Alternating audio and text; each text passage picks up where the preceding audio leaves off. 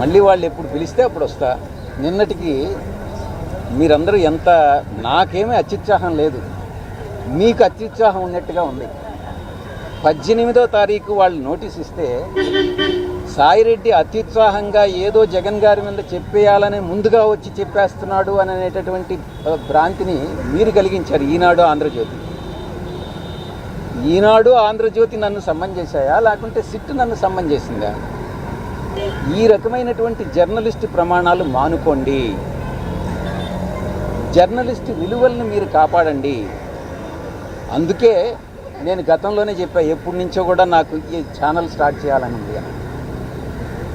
ఈ యొక్క ప్రమాణాలు చూసి కొంచెం విలువైనటువంటి మంచి ఛానల్ నిర్మిస్తే నాకు భగవంతుడు కానీ డబ్బులు ఇస్తే నేను ఫస్ట్ చేసేది అదేనని మీ అందరికీ కూడా తెలియజేసుకుంటాను.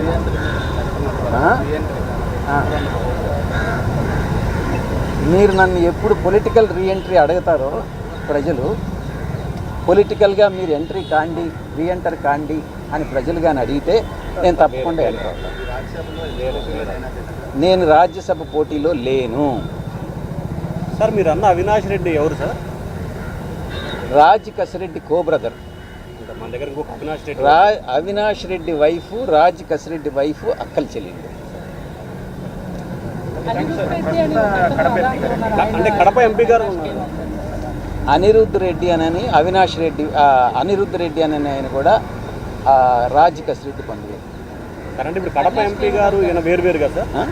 మీరు చెప్పిన అవినాష్ రెడ్డి గారు కడప ఎంపీ వేరు కదా సార్? ఎంపీ అవినాష్ రెడ్డి గారికి దీనికి సంబంధమే లేదు. వేరు. ఈ అవినాష్ రెడ్డి రాజ్ కసిరెడ్డి బంధువు. Thank you very much.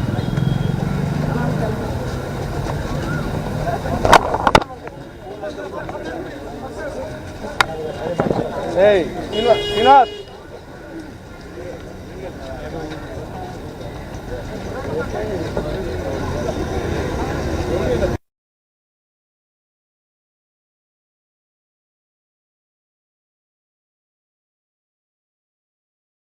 అయినట్టుగా నాకు తెలియదు, నాకు గుర్తు లేదు అన్నటువంటి విషయాన్ని కూడా చాలా స్పష్టంగా చెప్పడం జరిగింది. ఇక ఈ కిక్ బ్యాక్స్ ఏదైతే రాజ్ కసిరెడ్డి తీసుకున్నాడో, కలెక్ట్ చేశాడో, అది ఎవరికి వెళ్ళాయి అన్నటువంటి విషయం ప్రశ్నించడం జరిగింది. కిక్ బ్యాక్సే లేనప్పుడు, కిక్ బ్యాక్స్ విషయం నాకు తెలియనప్పుడు ఈ ప్రశ్నకి సమాధానం నేను చెప్పలేను అని చాలా వివరంగా చెప్పడం జరిగింది.